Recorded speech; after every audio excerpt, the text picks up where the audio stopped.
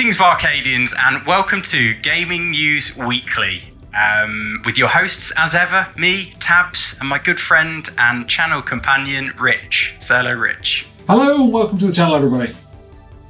So if you're new, Barcadians, then just so you know, we will rattle off 3 of the juiciest news stories we could find in any given week in the games industry, which is then followed by like a quick fire round that we call everything else that we couldn't really feature in the main. But before we dive in, we always talk about what we've been playing in the week just gone, which is sometimes busy and other times pretty dead. So, Rich, what is it this week for you, my friend? Just trying to see if I can scrape the barrel enough to see what I've played this week. Dead one for Rich then, Barcadians. Yeah, I mean, to be honest, busy time of year. Obviously, there's festivities, you know, family meals and stuff like that, and Christmas shopping, unfortunately, and all those kind of things. And to be honest, I don't have anything that I have a desire to play this week. I think it was an exciting gaming week with the Game Awards and all the trailers and stuff that we saw from that. But in terms of games I've actually played, 0. Right, well, let me take that baton, mate, and then let's just try and scrape my own barrel. Now, I've been playing Skyrim still. So nice. Skyrim on the Switch, just still pushing it on. Battle Mage build. Just, yeah, enjoying the grind. Working on my smithing, working on my enchanting.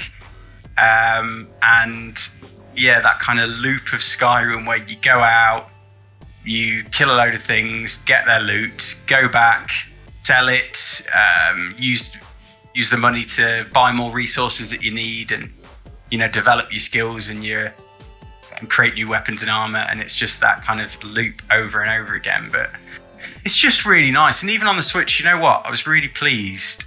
I think a lot of Switch games tend to be in stereo, but I'm sure Skyrim on the Switch is surround sound, or at least nice. Maybe I've got Dolby switched on my amp that's simulating it, and it's quite a nice sound actually in the room.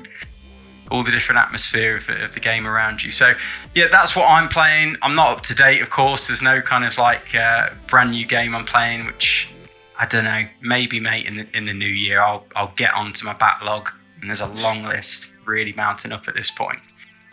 But Barcadians, let us know what you've been playing. Fill in the blanks for us. Make the channel relevant for us, because we've just not found the time. Love it. But let's move on, Rich, to story number 1 this week, which reads Game Awards Rundown. So yeah, if you did catch last week's episode, of course we film normally on a Thursday, this week on a Wednesday. So we were a little bit early to report on anything on the Game Awards, so we just gave our predictions instead. But this little rundown comes from Digital Trends, and this is what they had to say.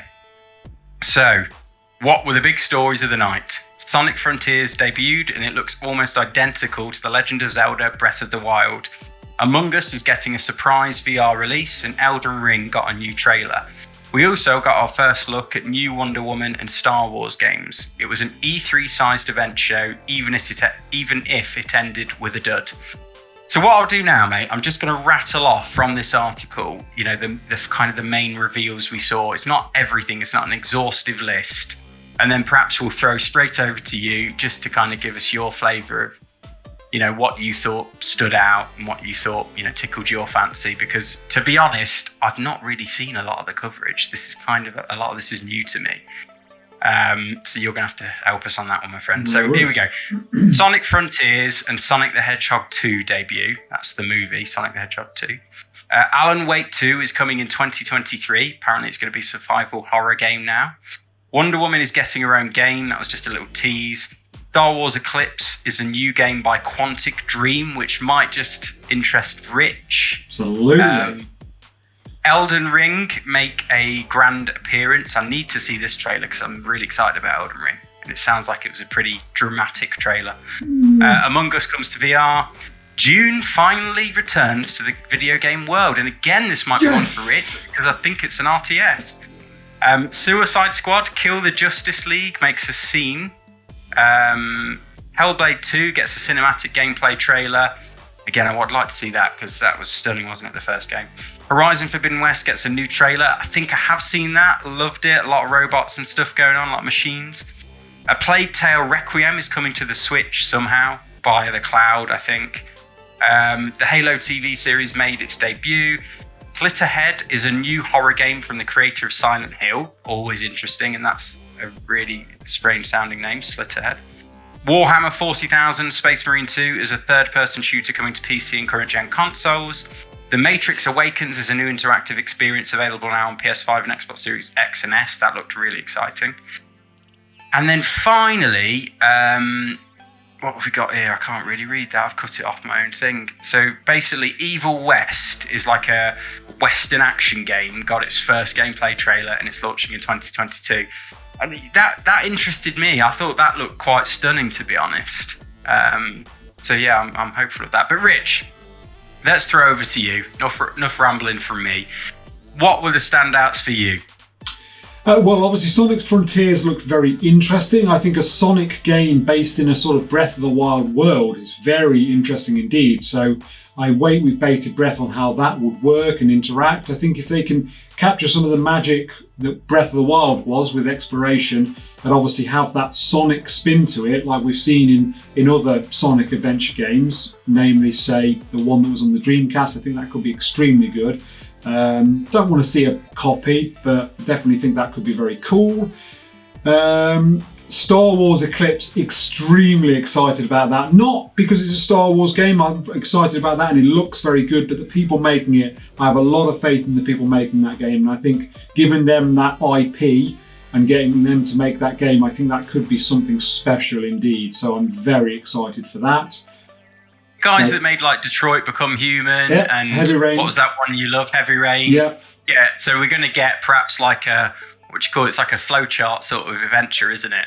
Yeah, I think if they can get a bit of that magic in there with maybe a bit more. So I look at it, if they could make it a bit more like Mass Effect. So Mass Effect, obviously you've got action in it, like parts, but there's also this dialogue that you have with people. If they can capture that sort of magic in a Star Wars game, with everything that you do and interact with having real consequence, I think that could be extremely interesting. So I look forward to seeing what they can with that. The Elden Ring trailer, I don't know, it was very moody. It was like a story trailer, but I don't think it didn't leave me thinking, oh, I wonder what this is. It left me thinking, all right, well, where's the rest of the trailer? It was very much I don't know. I didn't know. It was very stylized, but I didn't feel like it had a lot to it. But unless I've not seen the correct one. Dune, obviously extremely excited about Dune, although I'm a little, having seen some screenshots of it, I'm not sure it's going to be like the traditional RTS that I like. It looks like it's a bit like Civilization, it's certainly in some of its ways, so I sort of wait to see what we're seeing on that. Hellblade cinematic gameplay trailer was stunning, absolutely stunning. I thought that looked incredible.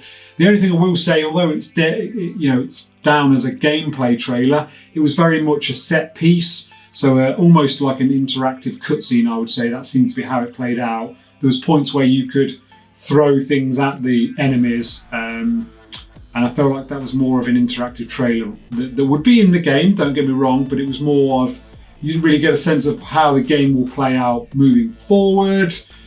I think that's about everything that I thought that looked amazing. I have to say, Slitterheads, when I saw who was behind it, I was very interested, but it looks like it needs a lot more spit and polish. I don't know, I'm not sure about that one. That definitely needs some more time in the oven for me. Depends what the budget's like behind it as well. Absolutely. I mean, if it's a new IP, are they going to get Silent Hill levels of funding? So exactly, yeah. I'm interested. Yeah, definitely. And The Matrix Awaken looks incredible. Me and Tabs have had some banter going backwards and forwards, mainly from Tabs to me. I've seen some gameplay footage of this, and I just said to Tabs I didn't think it looked all that, and he's taken that and run. What I meant by that was... Because basically every outlet and every influencer and publication, like probably about 20 minutes after your comments in WhatsApp, basically said, this is mind-blowing, this is the best thing ever. In fact, there's a great Digital Foundry bit of coverage on it, which, if you're interested in tech, I'd encourage you to go and watch BArcadians. So I just revelled in rubbing that into you. So my comment was taken maybe out of context, maybe it wasn't clear. Basically, the clip I've seen of gameplay is someone saying you need to shoot the tyres out, and then there's an auto-aiming thing where you're just cycling through targets and shooting the tyres.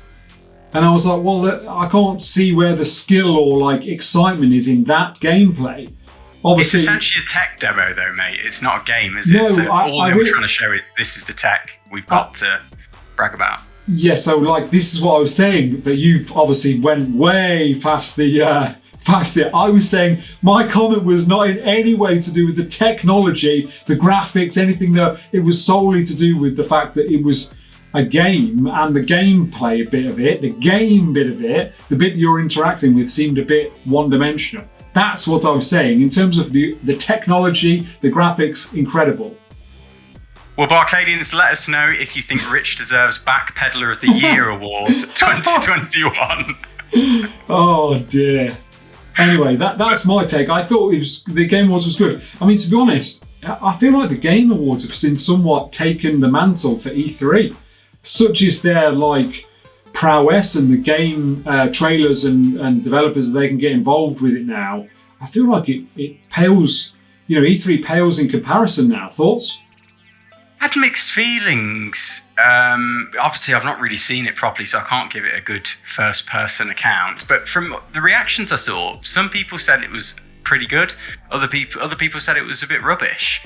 But then you read through that list, and that sounds pretty good. So trying to wrap my head around it personally.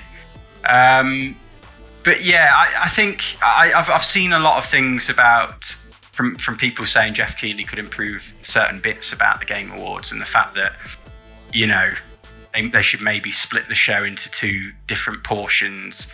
I mean, we should mention, mate, we've not actually talked about who won Game of the Year. We should definitely mention that, shouldn't we? Yeah, absolutely. Yeah, definitely. So one of our, I actually sort of forgot about this game, but probably our favourite Game of the Year combined between us. Certainly one we really, really enjoyed, and It Takes Two won Game of the Year. Surprisingly, actually, it wasn't in any way thought that it would win Game of the Year. I think everyone thought Deathloop would win Game of the Year. And I think actually the Deathloop developers were quite annoyed about it. But absolutely, for me, that's the most fun I've had all year playing video games. So I stood to reason that it would win. I don't know if you say that as well, Tabs. Yeah, oh, definitely, yeah. We've been massive fans of it, and I don't know how wide its appeal is across the industry because of it feels like a bit of an indie, doesn't it? And, obviously Joseph Fares and his colourful character on stage dropping F-bombs left, right and centre, that's always fun to see. But like, you really want to see when people create something like that comes out of the blue and surprises you, and given the controversy they've had as well with Take Two, it was nice to see them really get some sort of like crowning moment for that. And hopefully, I think it's EA, isn't it, that they can get behind him, give him a load of money, let him make something else from his imagination. But mate, this is story number one. Do we need to move on to story number two? I'm just like, last thing on this, I just thought it was nice. Forever in the history books, it is going to say Game Award, Game of the Year, 2021, It Takes Two. And no matter what Take Two do to try and change the name of that game, it will always read that. So I thought that was quite take nice that away thing. from me. Absolutely. Yeah. Right, let's move on to the second story, otherwise we will literally be here all night. So, Analogue Pocket Review, and this is what IGN had to say about it. Cool little piece of hardware, and I think actually it's going down a storm with people, but let's see what IGN thought of it. Firmware annoyances aside, the Analogue Pocket is an absolute delight. Playing old handheld games on a beautiful, bright and vibrant screen never gets old, even if some of those old games maybe aren't always as good as you remember. If you have a collection of handheld games or you're planning to start one, I highly recommend outfitting yourself with an Analogue Pocket. Playing on original hardware, it's great and all, but playing on perfectly replicated hardware that's equipped with a long-lasting USB rechargeable battery beats keeping a bandolier. Bandolier. Okay, I've never bandolier, like, because it holds ammunition, does it, a bandolier? Oh, okay. A AA batteries draped over your chest any day of the week. Retro enthusiasts looking to enjoy a pure experience on actual hardware rather than software emulation should absolutely add this to their collection. The HDMI dock also opens up the collection to the world of streaming, as well as game capture or just playing low-res games on your giant modern TVs. Those old school pixels are so chunky, I can't get enough of them. I mean, praise indeed. I have to say, this looks fantastic. I don't know huge amounts about this, like how you put hardware on there. Software on there. I'm guessing it works much the same as a Raspberry Pi type sort of thing, Tabs? No, mate. It plays the cartridges. Oh, wow. So okay. I feel like for Game Boy cartridges, they can just be banged straight in. And then I think you need to buy adapters for some other games. I feel like it plays from Game Boy all the way up to Game Boy Advance, but also Neo Geo and Game Gear games as well. Wow, that is amazing. Don't quote me on that, but the coverage is pretty impressive, and I think a lot of people are saying this screen on it is incredible. Again, don't quote me, but I feel like it's like 1440p, or it's got an insane resolution. I forget what it is for such a small screen. So yeah, I mean, I don't think it's cheap. I've been looking at this. I'm not sure. I'm gonna guess about 300 quid odd though, mate. Ooh, that's a sting. I mean, to be honest, I have got quite a few. Like, I've got Pokemon Yellow and Blue I could play, although they're basically the same game, so that's stupid.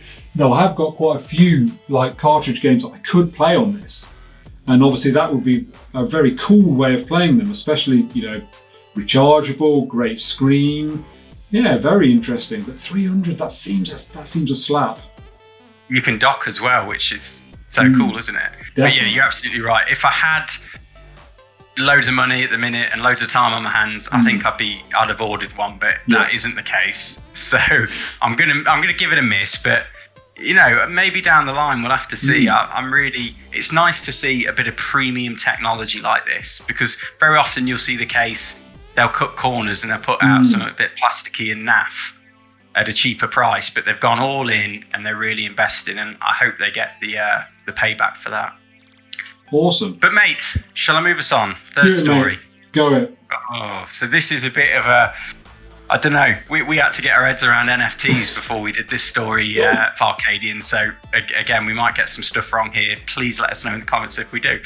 Headline reads, NFTs and video games. So this article comes from Windows Central, and they said, discussion about the blockchain and the technologies therein are topics that seem almost impossible to escape these days. Although the debate over whether crypto is a good or a bad thing intrinsically is not what we're discussing today. We are instead discussing how game developers are lining up NFTs as the next weapon in its endless quest to manipulate customers out of money, so they can get rich and we can stay poor. Ubisoft revealed its very own NFT platform, dubbed Ubisoft Bullshit Quartz. That's actually in the article. It's an all-new platform not too dissimilar from the company's reward system, which gives players in-game loot for simply engaging with its titles. Imagine that very same system, but instead of getting a piece of free in-game loot that is indefinitely available, you're given a limited edition item, which you can then trade away to other players for money. Seems fine on the surface, right?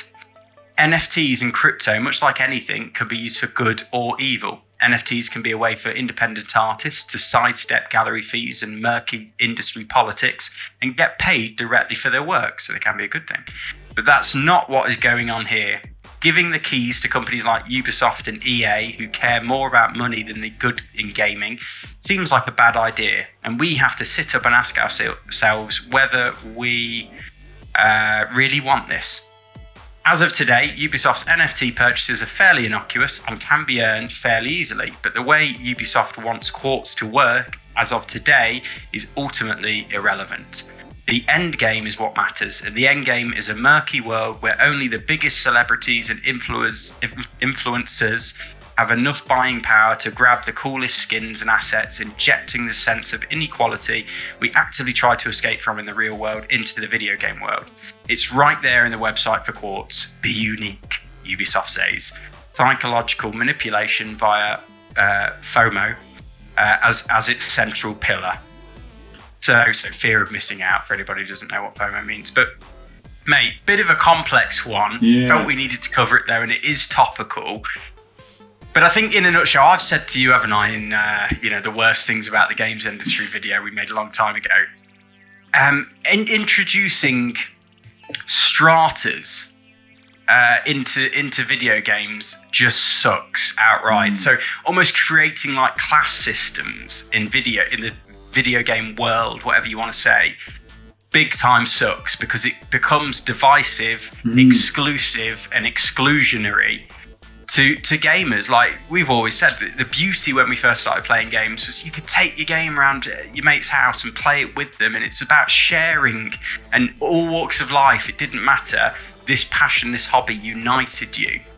Whereas we go down this road, it just sounds like, only the richest people are going to be able to buy essentially the most expensive NFTs that are being kind of artificially valued by the developers or companies behind them that have control. And it just sounds really dodgy to me, doesn't it? It's like dystopian future stuff. But absolutely. What do you make of it, mate? Well, I mean, it just sounds like the ultimate pay to win, doesn't it? That's the one thing we love about video games, isn't it? Anybody, no matter their, whether they've got £1 million in the bank or they've got £5 in the bank, can buy a game, a second-hand game, whatever. They can plug it into their system. We can all be on the same plane. We can play together. Whether we're brilliant at video games, whether we're rubbish at video games, it's a level playing field for everybody. And as soon as you introduce things like this, as you say, you are creating these class systems where there's the people who can and the people who can't. And the people who, can't generally miss out, whether that's being on unique bits of equipment, unique skins, or, whether that's guns that are game breaking or whatever it might be. And I just feel like ultimately this, as you said, it just creates more divisiveness between everybody. And, ultimately gaming should be about bringing people together, not driving a wedge between the haves and the have-nots, so to speak. So yeah, it's a worrying time, and I think this article is quite right in what it says, is it doesn't really matter what it is right now, but it's what it could become when they reach what they ultimately are creating it for, which is for gain of monetary purposes. They're not doing this because they think, won't this be a lovely idea for everyone? They're doing it because they think it will be a great business idea. And there's an agenda there. Exactly. It's like social media, isn't it, mate? It's a tool that can be used in the right hands for good intentions, and can be a great way to achieve really positive, constructive things amongst society. But at the same time, in the wrong hands, it can also be abused as a tool and used for nefarious means, or money grabbing, which just undermines a lot of the rest of society and decency, morals, all that stuff. And I get from what this article is saying that we've just got to be very careful, because this is clearly a new tool that is going to be wielded. And I just hope they bring some sort of regulation into play before this is the next big thing to run amok in the entertainment industry, generally. Absolutely. But mate, we banged on fair old bit this week. Let's move on and finish off with everything else. Do you want to kick us off? Absolutely. So first up, we've got a Silent Hill remake would need a rethink, says former director. He says just a sort out of the graphics would leave probably gamers looking for a little bit disappointed, given its outdated control system and various other things. So very interesting. Right, that doesn't sound good for the rumours we've heard. Gears of War 6 supposedly releasing in 2024-2025, according to Leaker, citing for Xbox. Absolutely. I'm excited about this next one. New Hogwarts Legacy trailer is coming soon, according to a leaker. And I think there's probably a strong chance that this is going to be right. We saw the new Fantastic Beasts trailer drop, I think it was a couple of days ago. And we know that that's now out in April. And we know this game is reportedly going to be very close around the film in order to take some of the excitement from that. So I think that's a good chance we'll see something soon. Let's hope they get it right. Bully 2 was reportedly pulled from the Game Awards, but a reveal could still be coming soon. juicy I rumour. thought that was one of the biggest rumours I've seen this week, so excited for that. The spells in Forspoken will all feel differently thanks to haptic feedback on the PS5 controller. Very interested to know more about that. Love the haptics. PlayStation Studios adds God of War co-developer Valkyrie Entertainment to its ranks. So that's interesting. So yeah, and BArcadians, we didn't feature the indie direct this week just because it kind of played out just before filming this week on a Wednesday. We'll pick through it and we'll let you know next week if it deserved to feature in the main. But yes, I think that's everything this week. As ever, thank you for staying and watching. Friday, 5 p.m. UK time, we film every week. Please join us again next week. If you did enjoy, remember to hit that like button. If you're loving what we're putting out there, hopefully you are, then subscribe and ring that bell for notifications. And I think, Rich, that's another one for the archives. Absolutely. Stumped and completed.